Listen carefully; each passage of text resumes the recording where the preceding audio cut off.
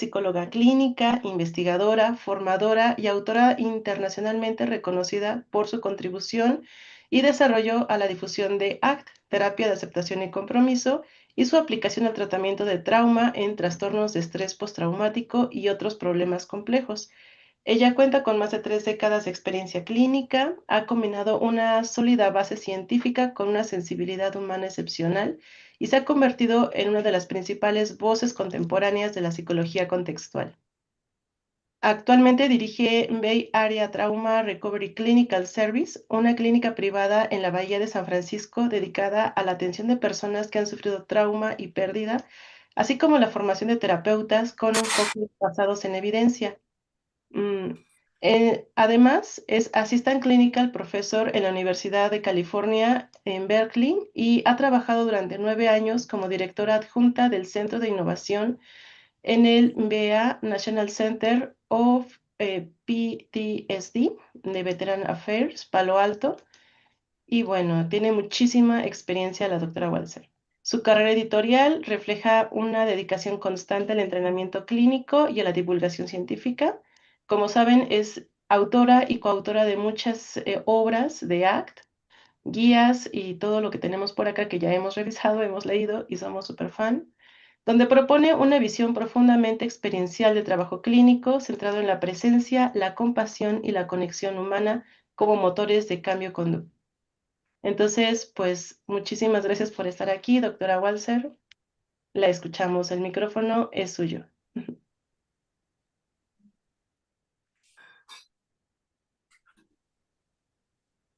Hi, thank you very much for that kind introduction, and I'm very happy to be here today. You guys are brave souls doing workshops on Saturdays, so happy to be here for the 2 hours that we have together. So today I'm going to be talking about complex trauma, and so I'm going to spend a little bit of time reviewing what it is when we are talking about complex trauma. I'm going to do a little bit about the importance of the relationship when it comes to complex trauma. And then I'll kind of walk through some ideas and strategies for you all in order to think about how you're going to move forward with treating somebody who has complex trauma. As was noted, I've been working in the field of trauma for 30 years, which is a stunning number to me. And that's a long time. I'm old. I'm old, you guys. Every time I hear that, I think I am really getting up there. I'm happy to be here, and I'm happy to be interactive too. So if you have questions, feel free to post them, and I'll respond to those questions as we go. I'll also leave a little bit of time at the end in order for us to answer any final questions. I, by the way, am not going to spend much time talking about the acceptance and commitment therapy model. So I'm assuming that a lot of you have already been exposed to it enough that I don't need to spend very much time on it. And so I'm going to talk, of course, about the 6 core processes in doing the treatment, but I'm not going to go through the model. I hope that's okay with folks. All right, very, very good, very good. And it's nice to see all of you on camera as well. It's good to be able to actually talk to faces and not to just little black squares, because that makes it a little hard. I was joking the other day, I was on a presentation. I once gave a 2-day workshop with only my face. Everything, all the other stuff was shut off. That was a rough go to try to talk to yourself for 2 days like that. So I'm glad that you guys are here and on camera. And I think we have some folks who are on YouTube as well. So welcome to those folks who I'm unable to see. All right, with that, I'm going to go ahead and get started. So I'm going to share my screen. Just give me 1 second there on the Zoom share.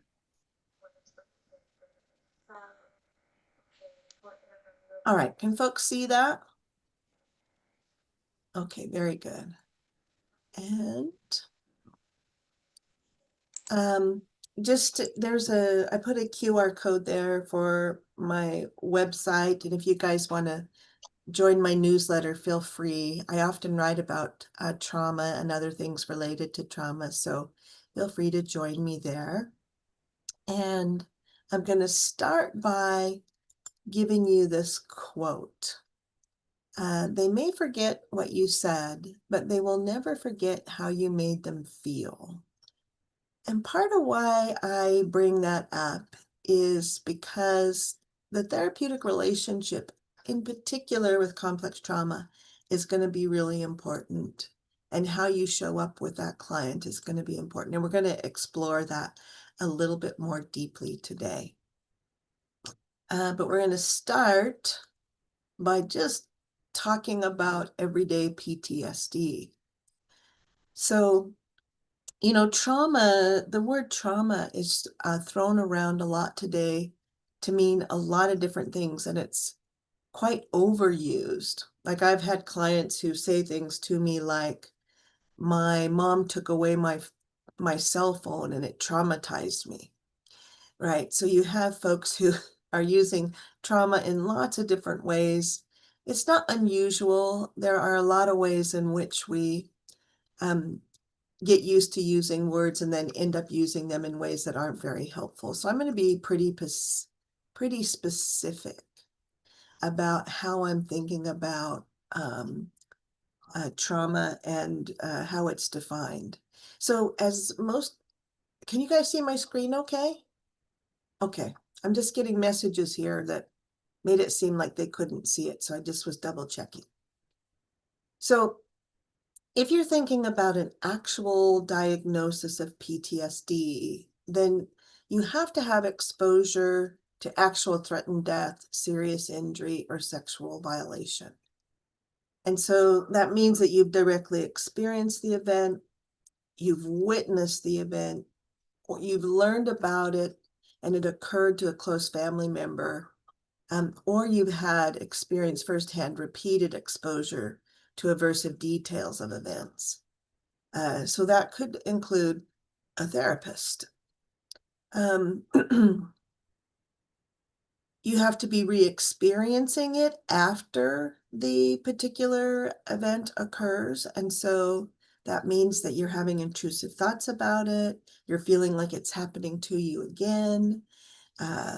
You're having bodily sensations. You're having nightmares.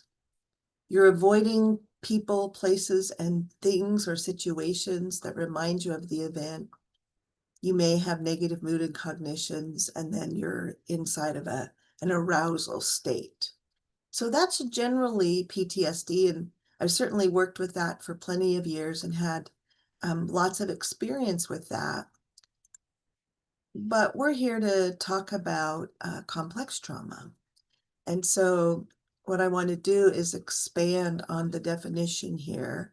And so CT here is complex trauma, and it involves the ongoing exposure to trauma and or to multiple types of trauma. And so one could be that you were sexually abused as a child for many years over time, or the other could be that you're exposed to sexual abuse, violence, a car accident, a natural disaster. So you have multiple types of traumas across the years.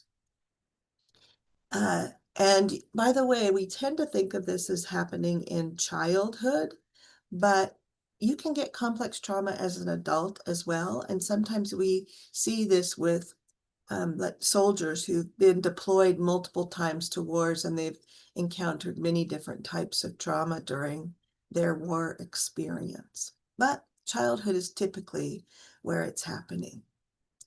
And so this type of prolonged trauma can I've already said it can happen at any stage of life, but it also involves other kinds of abuse, emotional, physical, and quite often sexual. And one of the defining features about it is that often the individual is unable to escape due to physical, social, or psychological constraints. So it's easy enough to work this out. It's the child who has nobody to take care of him or her or them. And so they end up staying in a situation, a home where they're being abused again and again. So that's three things to consider. I'm going to say a little bit more about it. It's distinct from PTSD if you think about more circumscribed events like rape, combat, disaster, terrorism, car accidents, work accidents. And I have an example here of a client that I worked with who she just her only trauma incident was she was attacked by a pit bull. And it was a very scary attack. It almost killed her. She was in the hospital for about 3 months, and it took her about a year to recover from this particular dog attack. But I would just say she just had PTSD. That was the only thing that happened to her, was this one vicious attack. However, with complex trauma, it fails, like where PTSD fails to capture that kind of long-standing, repeated nature of trauma and being able to not being able to flee. Pardon me. It's still early in the morning, so I'm just getting going here. um, so, and it's unusual in that it can involve prolonged contact with the perpetrator. For instance, I have a client whose older brother sexually abused her from age 3 to age 15. And the family still wants her to interact with him, and she's a grown adult now. And it often involves different kinds of coercive control. So what he used to do is be very mean to her and push her around, and she wanted to be liked by him as the younger sister. He would threaten her in different kinds of ways. Threatened that if she didn't do things that she would get in trouble, or he would like pound on walls and punch things and stuff like that. So he was a scary guy. And then there's also problematic learning histories that complicate treatment. So often inside of these kinds of families, there's other things going on that are creating very unusual environments for people. And the example that I give here is a client that I worked with who, the first day he came to see me, he had a baseball cap like pulled low and down over his eyes like this, and he was dressed all in black. And when he sat down to chat with me, he told me that he had 9 different personalities. By the way, I was a very young therapist. I was pretty new. So that was pretty spooky when I had a guy sit down in front of me and tell me he had 9 personalities.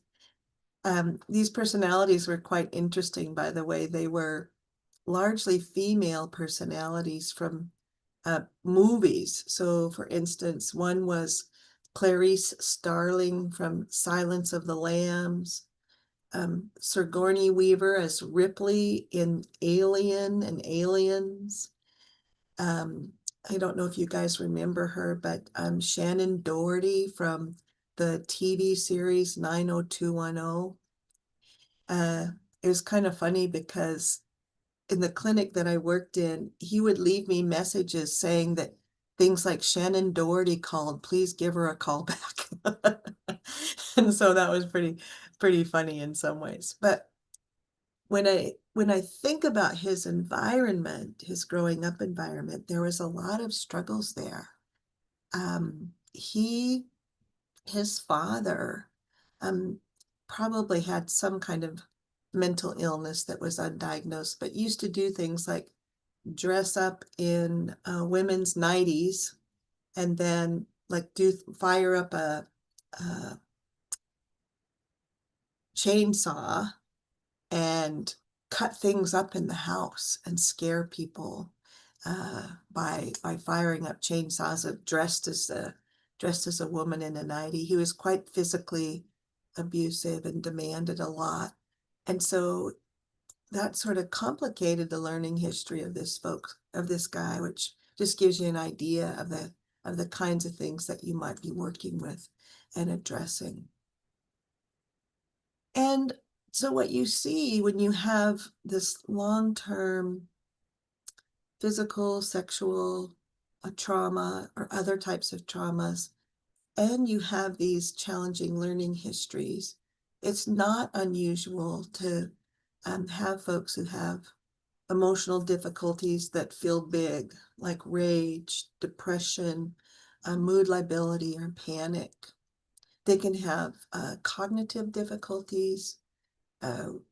Quite often you'll see folks get, although I'm not a big fan, by the way, I should say this, but you'll see folks get diagnosed with personality disorders. They can sometimes have identity issues like the multiple personalities or a sense of no self because somebody else was in control of them so much that they don't really have a sense of me or I. They can dissociate a fair bit as well.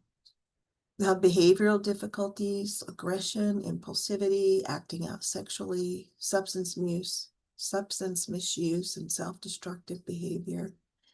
And it's not unusual, and maybe some of you have encountered this as well, for folks to have a somatization, some kind of bodily or chronic pain issue. Things like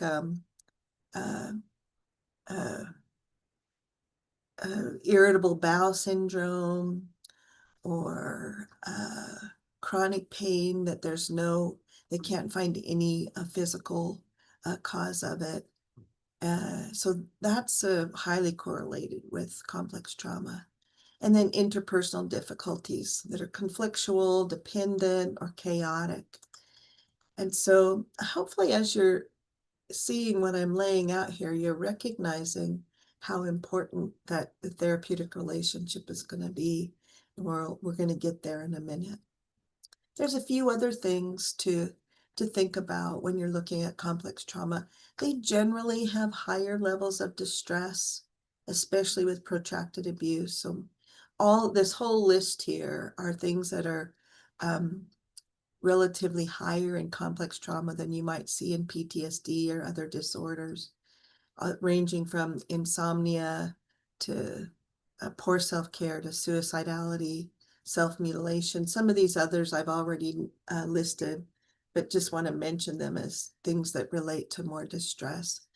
And then there's an interesting thing here. They also tend to experience a sense of being forsaken, forgotten.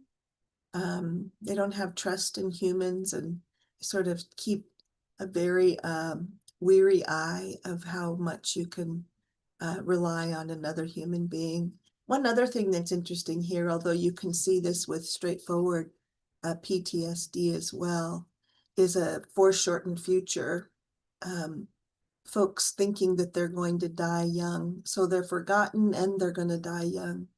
And so you could just a big pattern of behavior that's challenging when that walks into the room. And that it often leads to pathological changes in relationship. And these include things like increased helplessness or being overly pleasing to partners and people, increased conflict, I mentioned. There are difficulties with attachment and withdrawal. And so you might see somebody who's quite submissive in a relationship, or they're rebelling and saying no, no, no to everything. Boundaries are problematic. They're either too far or not there at all. They're just missing. And so you can get inside of relationships with a lot of boundary violations. and then increased potential for exploitation and repeated traumatization. The data on repeated traumatization is pretty incredible and fairly robust. It's not unusual for somebody who's traumatized in childhood to be traumatized again and again in adulthood. And there's been some interesting research done on it where they've looked at what might be feeding into, why are folks who've been traumatized getting re-traumatized? Especially since you'd think they'd be hypervigilant and more cautious. A friend of mine did a study where she looked at women sexual abuse survivors, complex trauma, compared to women who had never been abused. And she put them in risky scenarios, like, so she videotaped like a guy walking up to a woman in a bar and inviting her to go out into the parking lot and talk. Or and usually this was usually done with guys, by the way. And a guy pulled over on the side of the road, waving you down to come over and talk to him. So she did these videotapes and then asked these two groups of women to rate how risky it was, and then to say what they would do. And interestingly enough, there were no differences between the two groups on level of risk. Both found it to be risky. The difference showed up when you asked what would they do next. And the women in the group who had been sexually abused were far more likely to go out to the parking lot in the bar or pull over and help the person on the side of the road. So putting themselves in, knowing that it's risky, but putting themselves in situations, and some of that might just be due to learning history, those boundary issues that I mentioned just above, difficulties with attachment and withdrawal. Like, you can sort of get a sense of why folks might find themselves in these situations, even though they've been traumatized before, especially when you look at learning history. That kind of learned helplessness might be part of it. And so an insecure attachment, anxious submission, right? Like, all of those might be part of what's going on in the circumstances in that study. And then finally, I want to mention pathological changes in identity. And so when somebody has complex trauma, coherence of self can be quite fractured or disturbed. So they can have body image issues. They can absorb others' opinions, beliefs, and learned behaviors. So it's like they're internalizing perpetrators or other people in the family.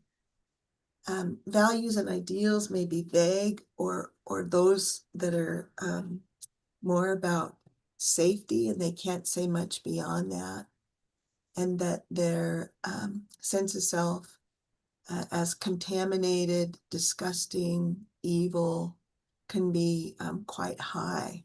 And so, if you think about priority of safety here, and you don't have a sense of self, you can see how violations might continue to happen. Learning histories for these folks are often compressed, because part of what they're doing is trying to keep their world safe, and they're staying organized around reducing harm or predicting what others might do. And what this does is prevents things like childhood exploration, venturing out in the world. And there's just not much space for your own preference or your own identity development. So when survival is the priority, a sense of you having your own values or you having your own ownership of yourself tends to go offline. and it gets organized around others and what others are doing, others' needs, others' reactions, others' beliefs. You can fall into a kind of externalizing referencing, like, who do I need to be for you so that I can be safe and okay? And this is in contrast to something that's a little bit more of an internal contact, which is where we work from ACT is what matters to me. That often can get lost in this process as folks get fused with shame-based narratives or broad beliefs like I'm bad, I'm broken, I don't matter. In those circumstances, values might just be irrelevant, right? Like if you have a sense that you don't matter, you may not be thinking about what your values are. And your avoidance of, in order to stay safe, can lead you to emotional numbing. You don't feel very much. Like, we in ACT, one of the things we say is that, your pain tells you what your values are. But if you're inside of withdrawal and emotional numbing and reduced engagement, that may not be very clear to you. And if you think about this over time, you really do end up in places where you encounter fewer experiences to help you learn what meaning is about, what vitality is about, what your preferences might be. And so, if you think about how we learn and how parents model for us, if you lack a safe relational mirror, somebody who you can learn from through modeling, it gets very hard because your values are often developed through being seen and loved and responded to and supported in exploration and movement in the environment. But in trauma, that is inconsistent, absent, and sometimes even in complex trauma, sometimes even harmful.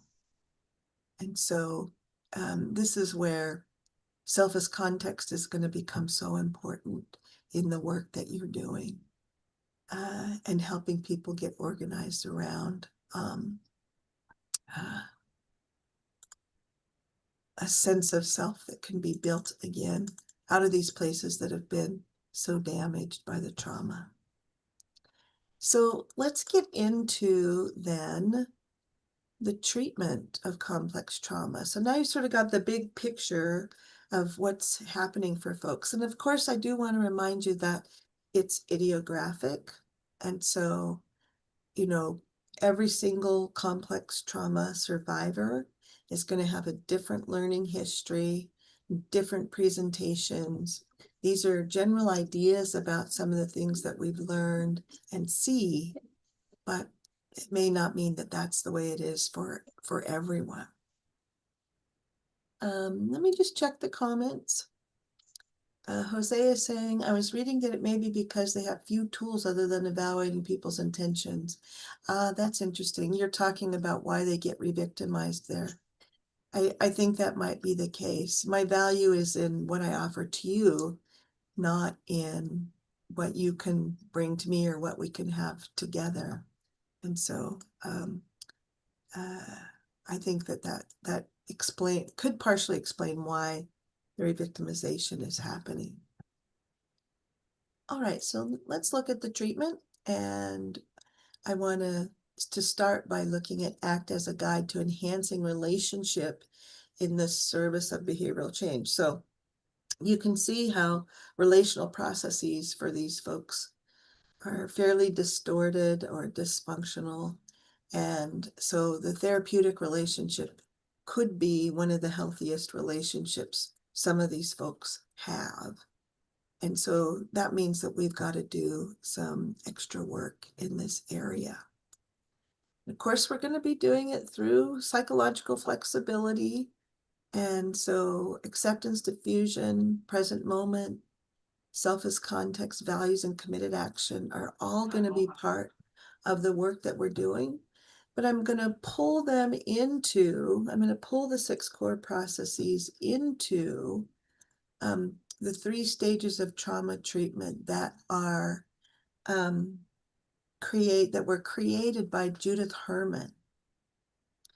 And so Judith Herman in the 80s laid out ways to work with complex trauma in stages that can sort of help build the person to exposure and then reconnect after exposure. So in stage 1, you're really focused on safety and stabilization and getting the person grounded and ready to do the work of exposure. And one of the things that in all my years of looking at ACT and thinking about exposure and being trained in different kinds of exposure, like I now have been trained in written exposure therapy and prolonged exposure and cognitive processing therapy, interoceptive, all the different kinds of or somatic exposure, the different kinds of exposure you can use, all of them line up very nicely with ACT. ACT is a form of exposure in and of itself. But one of the things that I think is really important is that for most individuals, they're going to need direct exposure to the trauma itself. Now, some don't need it. And again, it'll be idiographic and it'll be up to that individual and how they're healing and recovering and moving forward. But my experience has been is that most folks will need some kind of exposure to the traumatic event itself or multiple events, depending on what's happening for them. And then stage 3 is about reconnection, which is just about coming back into the here and now and doing values-based work and committed action. So I do want to note that although I'm going to walk through this in 3 stages, there's no hard and fast rule here. It's just designed to kind of help us organizing our treatment planning a little bit. It is often the case when I'm working with complex trauma that I'm moving back and forth between stage 1 and 2 for a bit of time. And stage 3, where I'm doing values work, is carried across to all 3 stages because I want values orientation to be a part of all the work that I'm doing. But I've been